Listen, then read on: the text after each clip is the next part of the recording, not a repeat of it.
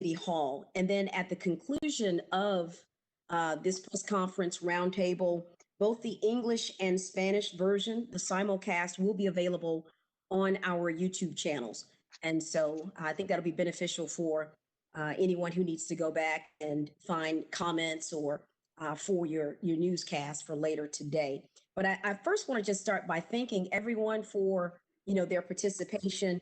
We're excited to announce our new Chief of Police, Eddie Garcia. I also want you to know that we have the city manager online as well, Mr. T.C. Broadnax, and our assistant city manager, John Fortune, in charge of public safety.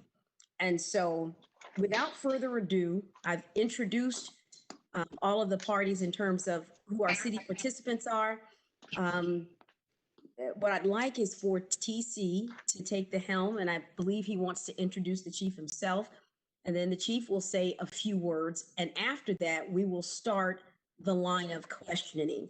I have to tell you, because there's so many reporters, we can only go one round. So I certainly hope you've chosen your question of choice. Again, I will actually tell you the order too, and I did it based upon how quickly everyone responded or RSVP'd. So I'll say, for hypothetical, it might be Tanya Iser or Lori Brown, and then Ken Holtoff. And then after that, I'll give the names of the next reporters who can go with their questions. So just a little housekeeping rules, but this isn't our first rodeo. But we are excited, though, to announce our new chief of police. And so without further ado, I'm going to turn it over to our city manager, T.C. Broadnax, to say a few words. Thank you, Janella. Can you hear me? Sir, loud and clear. Great. Well, good afternoon, everyone, and thank you for joining us today. I'm Dallas City Manager T.C. Broadnax, and it's an honor and a pleasure to introduce the successful finalists who will serve with the 30th police chief in the nation's 9th largest city, Eddie Garcia. Chief Garcia will relocate to Texas from San Jose, California, where he's been chief since 2016. During Chief Garcia's career with San Jose PD, which started in 1992, he has worked in the patrol, narcotics, and special operations, mobile emergency response group, and equipment units, was a patrol sergeant, night detective, and homicide investigator, and commanded the Community Services Division and Special Investigation Units. While leading San Jose's police department, Chief Garcia led initiatives to help build community trust, increase transparency, and embrace fair, impartial, and constitutional policing. Among San Jose's successes during his tenure, they implemented basic Spanish in the police academy, launched the Spanish language Facebook page, and significantly increased minority recruiting. Chief Garcia is the first Latino to be Dallas's top law enforcement officer and is bilingual in English and in Spanish. He has his bachelor's degree from Union Institute and University. Finally, and most sincerely, I again want to thank all the women and men of the Dallas Police Department. Not only have you faced challenges this year like our city has never seen before, your courage and bravery have laid the foundation for Chief Garcia's success through real change, 21st century policing that is responsible, equitable, accountable, and legitimate. I'd also like to thank all of the other candidates, especially those from within the department, for their continued support and dedication to our community and the residents of Dallas. And now please join me in giving a warm Dallas welcome to Chief Garcia. Chief. Thank you, City Manager. Thank you, City Manager. Can you hear me? Yes, I can. Really excited to be here. I can't thank you all in the city of Dallas for the opportunity. That's very special to me. I cannot wait to meet the men and women of the DPD. We're going to do this in a teamwork effort. Can't wait to meet our community, my new community.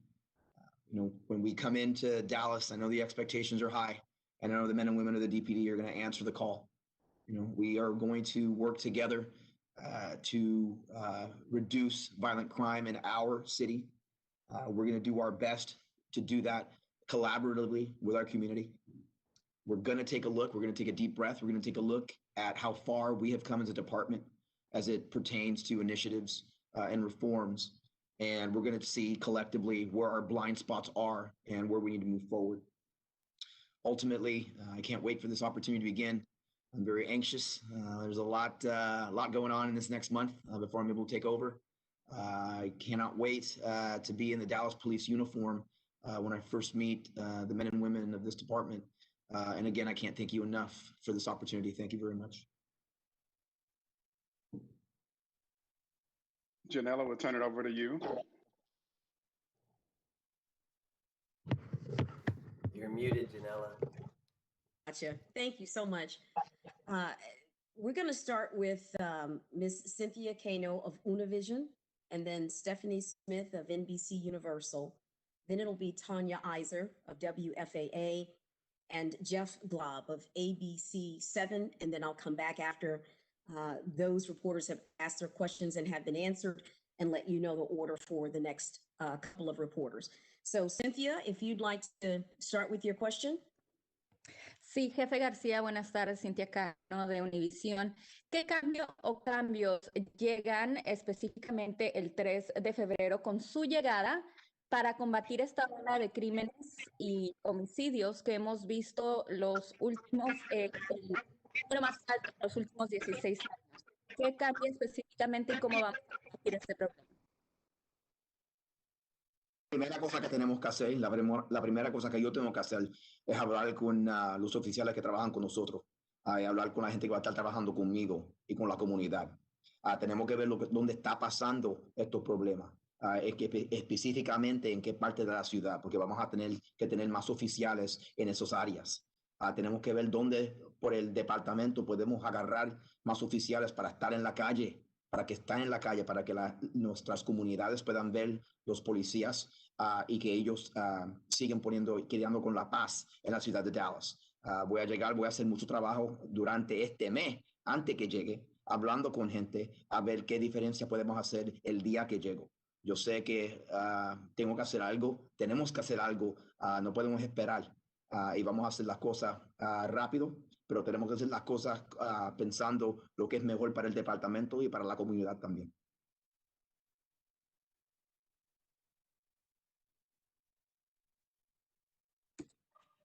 Chief, can you hear me? Yes. Can you, for those who may not speak Spanish, let us know what the question was and your answer, sir? The question was, what things differently am I going to do when I get there on the 3rd to help reduce the violent crime in the city of Dallas and crime rates that have been high for several years was the gist of the question. Basically what I said, I'm going to get together with my team. We're going to see we're going to be data driven. We're going to see where the information leads us. We're going to do our best to ensure that the men and women of the DPD are in the correct areas answering the call. We're going to look throughout the department as to where we can ensure that we have as many officers conducting visibility on our streets to ensure that the peace is kept. I know that there's high expectations. I know that we have to work quickly, but we have to work smartly as well. And throughout this next month, I will be talking with my team to ensure that we have the right things in place, looking at ideas, talking to criminologists. And my job started last week. So that's what we're doing. Thank you, sir. I don't see Stephanie Smith of NBC Universal on the line or on the call. So we'll go to the next reporter, which is Tanya Iser of WFAA. Tanya? Hi, Chief. Thank you for taking the time to do this with us. I want to drill down more specifically to violent crime. In your city, the number of murders was 30 some odd last year. So Dallas has, is going to be well over 240 this year. I want to talk to us specifically about how you're going to tackle the problem of violence in the city of Dallas. First and foremost, what I'll say is it's imperative to get the buy-in from rank and file to ensure that I have the right team around me that is able to convey the message. Then, there's tried and true methods that have worked, working closely with criminologists. We've talked about being specific and being data driven and ensuring the right officers are in the right places where we're seeing violent crime exist. We need to ensure that the right dosage is there. How many officers are there? How often do they need to be in these specific areas? And those types that are otherwise known as hotspot policing, not to be confused with saturation patrols, being data driven and being specific with our communities where crime is occurring is imperative. The next step, to be honest, is to go out and see where these criminal enterprises are meeting. Criminal enterprises meet in specific places, and we need to disrupt those, particularly as it pertains to drug houses, weapons, gangs, and things of that nature.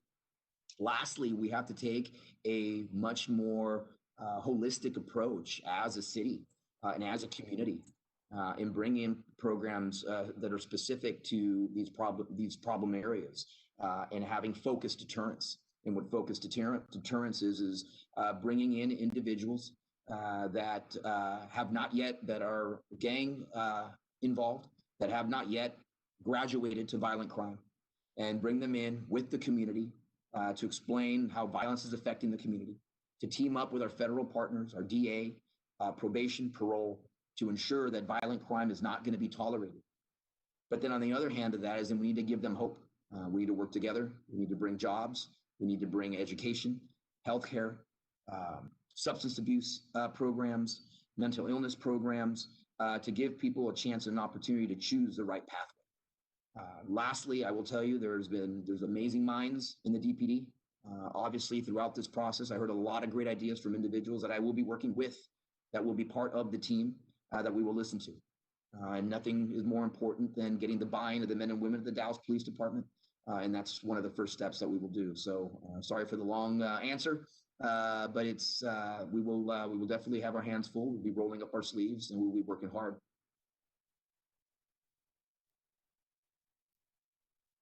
Next, we will hear from Ken Kaltoff of NBC, and after Ken, we will hear from Chris Sapron from The Other Side Dallas, then Fred Welsh of AOL.com, and then Sabra Ayers of Spectrum News. Ken? Thank you so much, Chief. Pleased to speak with you. Wanted to ask you about the competitors who did not get the job, the internal candidates. There was a debate among a lot of people about whether it might have been better to have had an insider who knows the city better. And I'm wondering if you would reach out to those folks to recruit their support. That might be another way to get that buy-in. Perhaps you're aware that one of those competitors, Malika Aziz, was a competitor the last time around for chief and got demoted by the outgoing chief. And so I'm wondering what approach you might take to those other folks.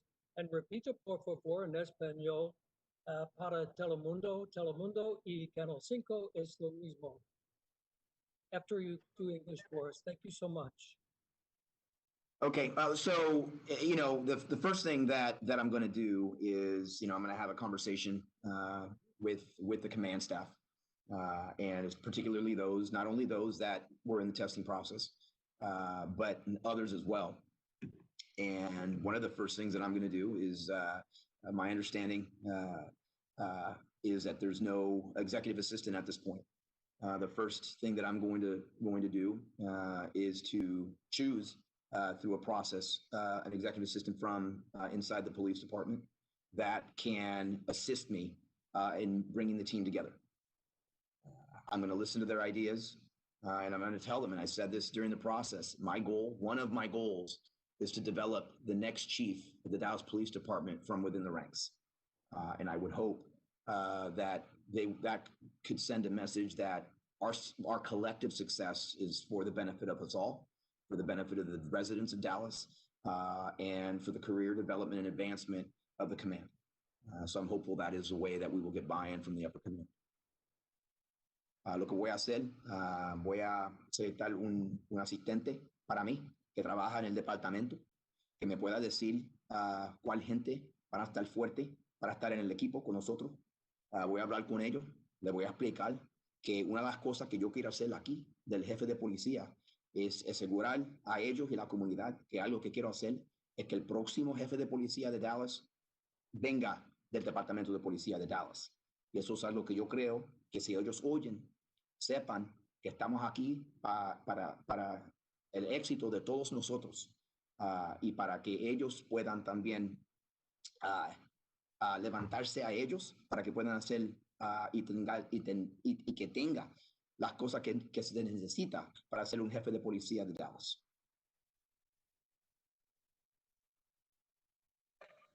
Okay, Chris Sopran? Hi, good afternoon, Chief Garcia. First, congratulations on your selection. Your appointment has been met with a great deal of enthusiasm by the academic criminologist community for your past ability to connect with diverse communities and find data-driven solutions. With that in mind, Dallas, like a number of other cities, is facing multiple economic challenges due to COVID and the economy in general, but particularly the nighttime service industry, restaurants, pubs, etc. Do you have any experience, or would you be open to a relationship-based policing model similar to Proactive Alliance being considered by groups such as 24-Hour Dallas that focuses on both compliance and safety and not just enforcement? Well, I'll tell you this. I think we're open to any ideas that we can that we can have, not only to ensure that the residents of Dallas and its visitors are safe, but that our businesses thrive. Obviously, COVID is not specific to Dallas. It's happened here. And one of the things as a police department, what we need to do is we need to ensure that our businesses are successful. It's interesting. I've been contacted many times in the last few months by, the chamber and other individuals that have asked what they could do for us. And the question is actually, what can we do for them at this point? So I would be open to things to make our businesses successful, so long as it doesn't affect the safety of the community or the officers that are sacrificing every day.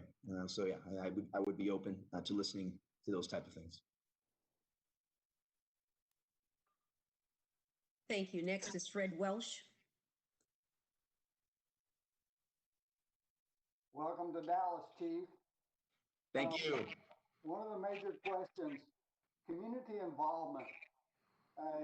Northeast Division has been really great in terms of what they've set up with community involvement and getting the officers involved with everybody and putting together programs. I noticed that you are very thoughtful about community involvement. Is that something that you could take a look at Northeast and then see if you could keep that kind of program going throughout all of the other divisions? The simple answer is absolutely. Every member of our community should have the interaction with our officers. That's not to say that we can't recognize and realize that there are areas of Dallas and of our community that are vulnerable right now, that are suffering from issues of crime, where we're going to need to impact and where we may need to have more, more presence in certain areas. But that doesn't mean that other areas of Dallas aren't going to see our police officers, our men and women. It's important. And so we will strive to do that. I mean, community involvement's been big here, but I will tell you, it'll be big there. And there's nothing greater to me. Oftentimes, the same officers that are out in the community, that are reading to kids, that are taking kids on camping trips, are the same officers that are taking guns off the street and felons off our streets in San Jose. And when those same officers, and as I've said before, keeping our streets safe and taking the criminal element off the street and keeping and having trust built in our communities are not mutually exclusive terms. And so community engagement throughout the entire city of Dallas is something that we're going to strive for. Thank you. Sabra Ayers. Hi, Chief. Thanks so much for doing this with us. I appreciate it. I'm wondering, this year has been oh, sorry, I have the beach scene in on my screen. Sorry about that. Race relations have been a huge issue across the country. I am wondering, going into this new position, what steps can you take to sort of help heal those wounds that so many societies in across America have, and including here in Dallas? What sort of steps will you take, looking at sort of what things have been done before? What steps will you take to heal those wounds? Well, it's one of the things that I have to do is really take a step back and talking to the team and figure, okay, how far have we come in recent years, and where are our blind spots? Discuss those with the community, and then come up and be proactive about certain things. I always like to operate in a time of doing things proactively as opposed to being told what to do. And so I think there are things that we can do, whether it's looking at policies and procedures, being more transparent, particularly when it comes to use of force, are issues and things that we need to do. And I'll say one more thing. I mean, I said it during the process, but it's also important for us as we're reaching out to our communities that we acknowledge the fact that we've made a lot of mistakes in the history in law enforcement, particularly as we deal with our communities of color. And we need to own up to that. That does not mean that we're not going to be in those communities. That does not mean that we're not going to be taking the criminal element off the streets of certain communities. But you certainly can do that and honor the work that the men and women do and the sacrifices they make by acknowledging the fact that our badges didn't always shine so brightly, and that we want to collectively move forward.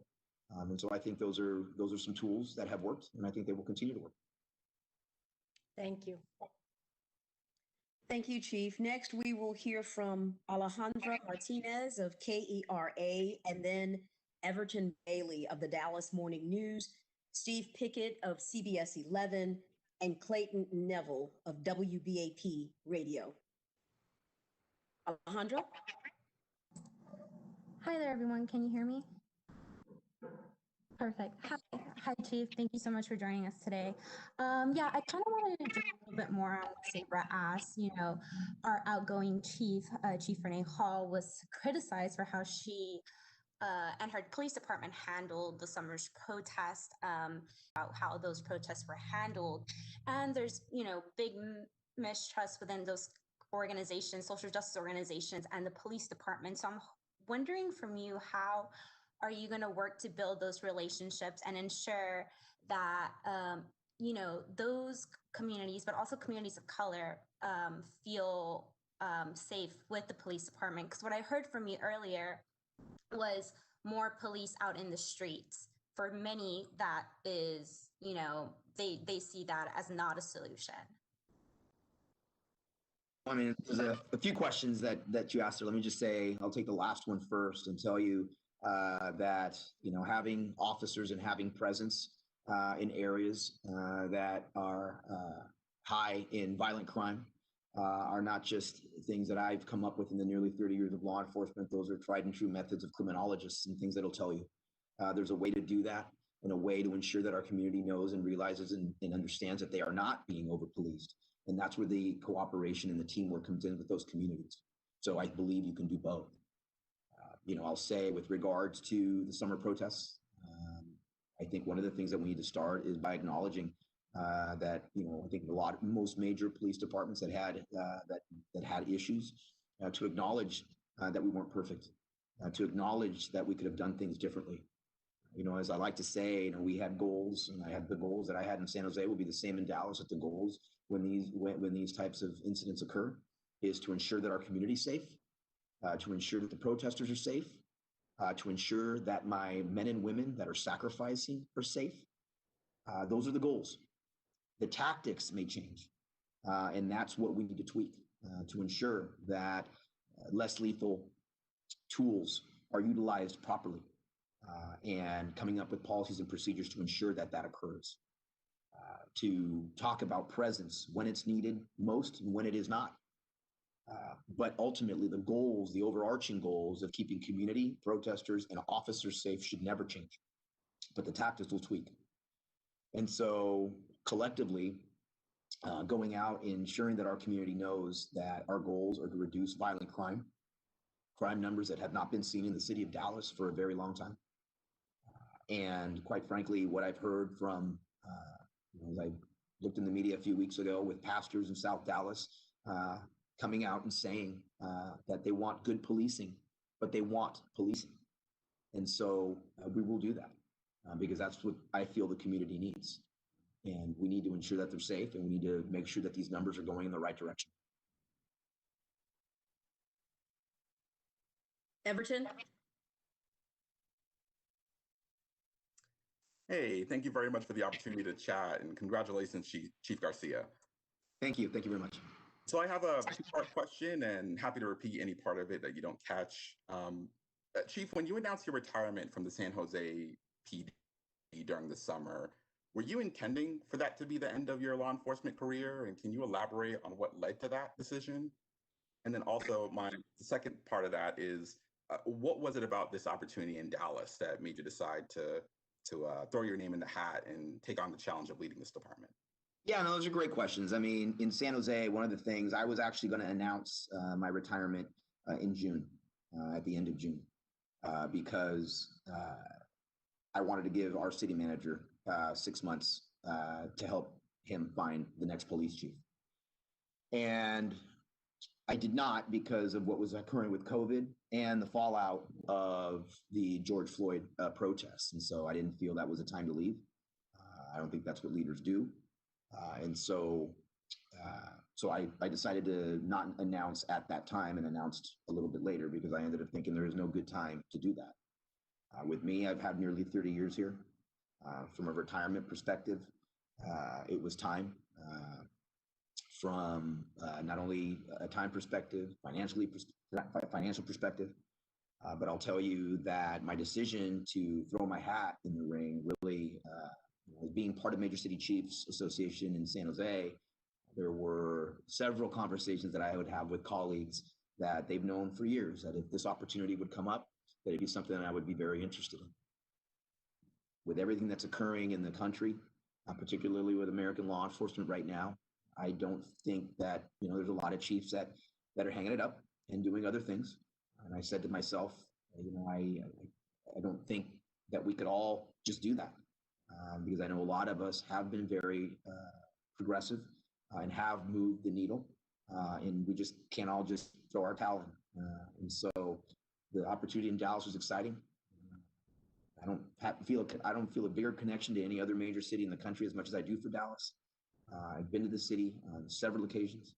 I love its diversity. It reminds me of San Jose, and it's something that a challenge that I wanted to take on.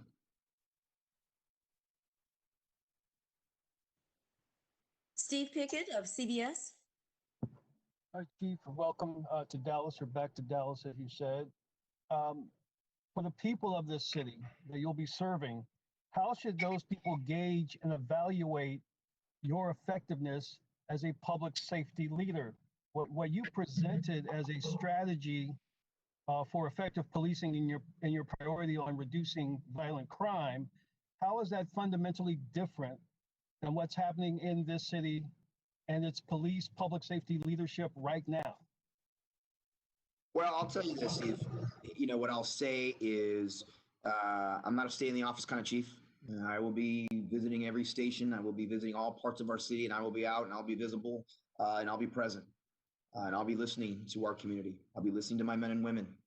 What I'll say this, I will take the reduction personally. I mean, it's not just the numbers. It's the perception of crime. Both the perception and the numbers have to go in a better direction. And so this is not an exact science. I will give commanders and supervisors and our officers the ability to not just think outside the box, but act outside the box to come up with different ideas that they have collectively. If I'm the smartest individual in the room, then I've selected my team poorly, because I need great individuals around me to tell me what we need to do, not just as I learn Dallas, but in the steps that we'll implement. And so the residents of Dallas could judge me by the perceptions of crime in their city, as well as the presence of officers in their city, the community collaboration with officers in their city, and those would be some things that I would say that they could judge me by. Next, we'll have Clayton Neville of WBAP Radio. Chief, thanks for taking these questions. I wanted to know, the outgoing chief on numerous occasions has called in help from outside agencies like the Texas Department of Public Safety, bringing in state resources. Even within the Dallas Police Association, there's been some criticism saying the Dallas Police Department should be able to handle rise in crime and whatever they're facing on their own. What's your stance on bringing in outside resources like that? Is that something that you're opposed to? Is it something you plan on doing?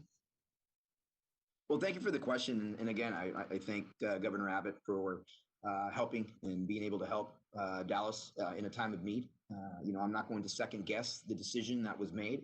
I was not there. But what I'll tell you, what I'd do is I'd like to look internal always before looking external. And if that means that the status quo with their help is needed, that's one thing. I need officers to be visible. I need officers doing investigations, and I need officers to apprehend the criminals that are preying on this city in order to reduce crime. I will look internal. I will tell you, I will look internal to the most ability that I have before looking external. So I'll tell you when I land, and really in this next month, whether I'm there started or not, it's really evaluating that, appreciating the help. But I think they probably also would appreciate the fact that we look at how, again, we could handle this ourselves. And so it's taking a deep breath and looking where we're at before making any decisions.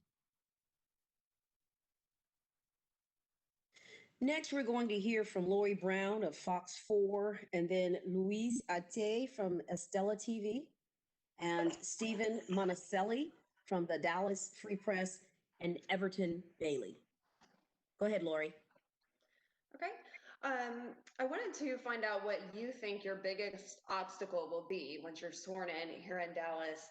And also, what will you see as success in that area a year from now? Well, one of the things that is going to be something that I need to work on is the communication. One of the dynamics is communicating with all 7 stations and special operations and investigations and making sure that my message is clear.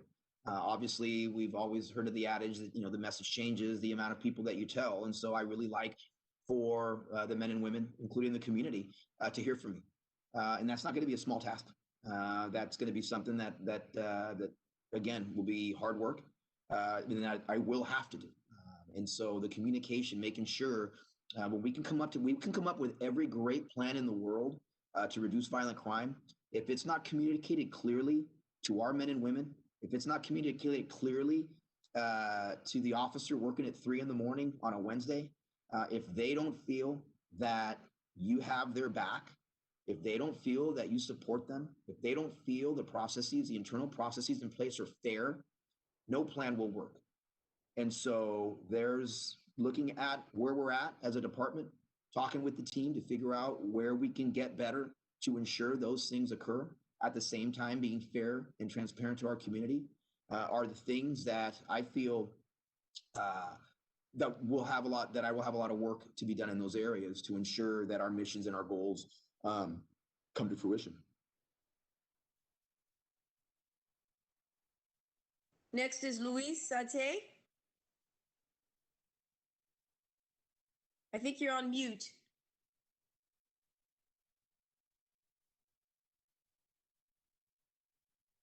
Ready. I'll tell you what. There you go. How are you? Good? We're good. We're good. Ok, mucho gusto. En español, ¿cómo está? Muy bien, muy bien. ¿Cómo estás tú? Todo bien. Tengo 2 preguntas simples. La primera es, ¿cómo se siente de compartir con la comunidad hispana y que la comunidad hispana recibió de buena manera su nombramiento como jefe de la policía y sus primeros proyectos que pretende pues implementar acá en la ciudad de Dallas, en el condado? Pues primero estoy bien emocionado. No puedo esperar llegar, no puedo esperar hablar con mi comunidad, la comunidad entera. Sé que hay muchos hispanos y latinos que viven en Dallas. No puedo esperar a conocerlos a ellos, a poder hablar con ellos. Estoy bien emocionado para hacer todo eso. La primera cosa que tenemos que hacer junto con el equipo de los oficiales que están ahí, es mantener la paz. Tenemos que reducir la violencia que está pasando en la ciudad. Y eso es la cosa más importante que tenemos que hacer. Pero podemos hacer las dos cosas. Estar afuera con nuestra comunidad y también mantener la paz. Y eso es lo que vamos a hacer. Muchísimas gracias, mucho gusto. Gracias, de nada. Chief, you care to repeat the question in English and tell us your response? Remember now, the community, the Latino community in Dallas is happy, excited that I've been appointed their chief. What would I do with the community, particularly our Latino community there? And then second part is what's going to be the most important thing that I do when I first get there. Well, I said I'm very excited, not only to meet my entire community, particularly, but the Latino community as well, to speak to them and ensure that they know that I will work hard for them. The most important thing we have to do is reduce violence in our neighborhoods. That's the number one thing we have to do. But we certainly can do that collectively with strengthening communities as well and ensuring that the trust is there also. But there's no question. If anyone has the same question, I'll give the same answer. The number one priority is to reduce violent crime in the city of Dallas. Thank you, sir. Next, we'll take a question from Stephen Monasley of the Dallas Free Press and Everton Bailey after that. Hi, thank you. Thank you, Chief, for speaking with us today and answering some questions. So I have one question, and it's sort of building on two things. One, which was mentioned previously, the issues with race relations that have really come to the fore in this country and the protests that occurred over the past year. And two, the stated focus on wanting to solve violent crime, which has been a major issue in Dallas. And particularly one of the ways of doing that is increasing police presence through things like hotspot policing. Now, the question is really around analysis of misdemeanor arrests and particularly arrests for things like marijuana in Dallas, which tend to affect people who disproportionately who are Black or Hispanic. And, I previously was temporarily a resident of California, such as yourself, and I grew up here in Dallas. And things are a bit different there, for obvious reasons with regard to legalization. But the question really is around what is your stance, if the priority is around violent crime with regard to, the enforcement of petty, low-level misdemeanor arrests and citations, such as, and specifically, marijuana, which disproportionately affect Black and Hispanic individuals in our community. Will that continue to be a priority in light of the fact that our DA will no longer take first-time offense cases?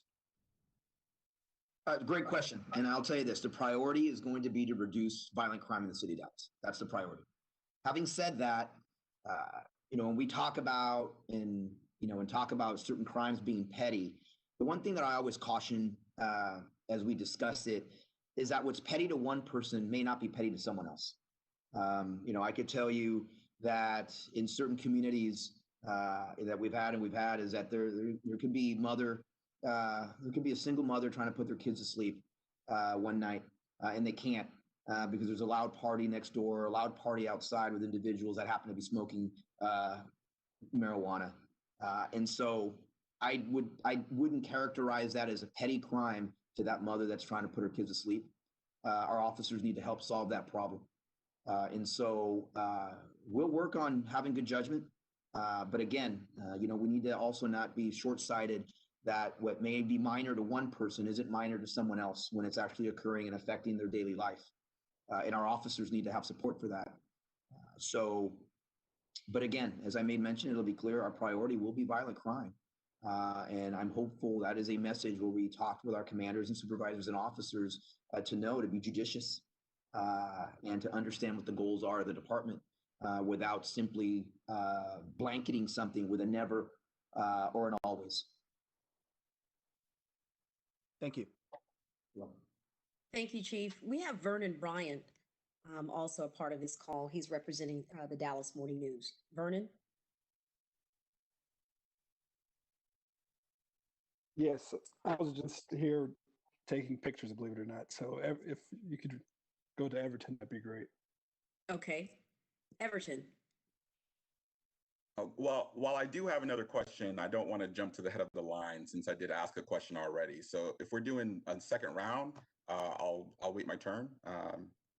Okay, So thank be you. fair to everyone else. Thank you. Hold that thought. I see that we do have one other person on this call that I was not identified. It's Drew Smith. Drew, you want to tell us what media outlet you're with?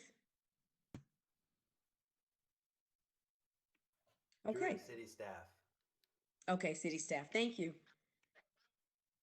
And having said that, we really don't, because of the time constraint, we won't have another round of questioning, but I can tell you that, again, visit our YouTube channel to actually get the recording of this, the simulcast in Spanish and in English.